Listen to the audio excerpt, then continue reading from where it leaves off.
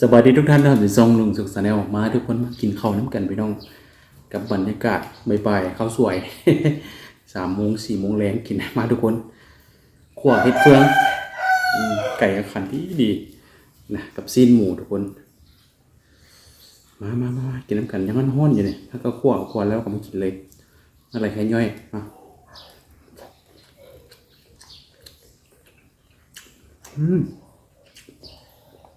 ครับ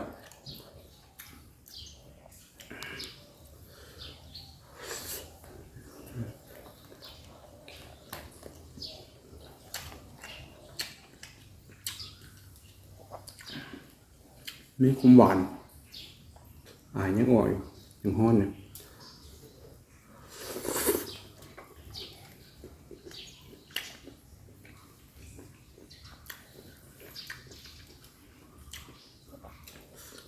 บรรยากาศก็ห้อน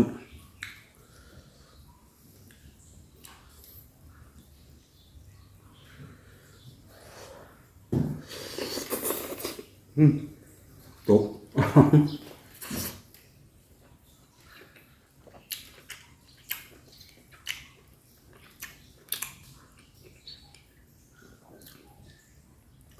อากาศร้อนพวกกินในเรือนมันจะไปกินในสวนป้าข้างบ้านก็เปิดเพลงดังไม่ไหว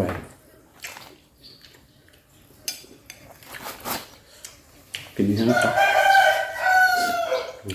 ไก่ขัน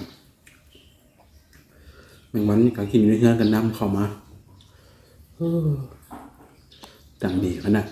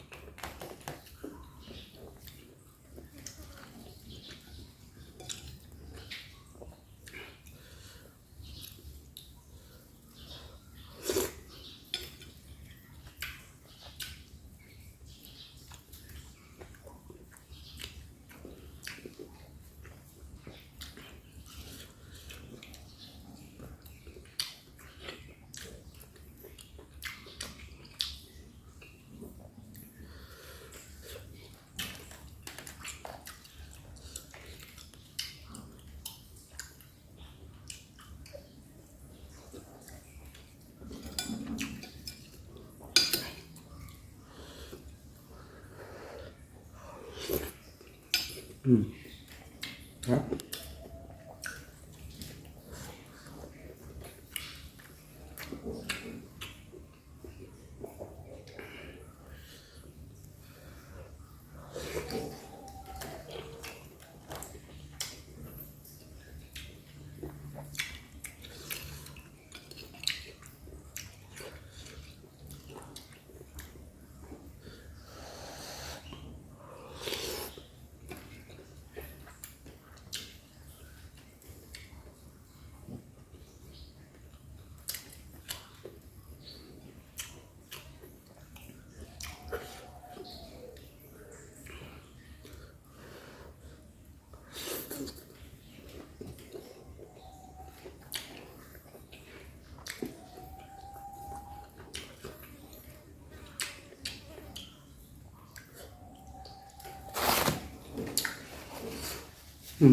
ห้อง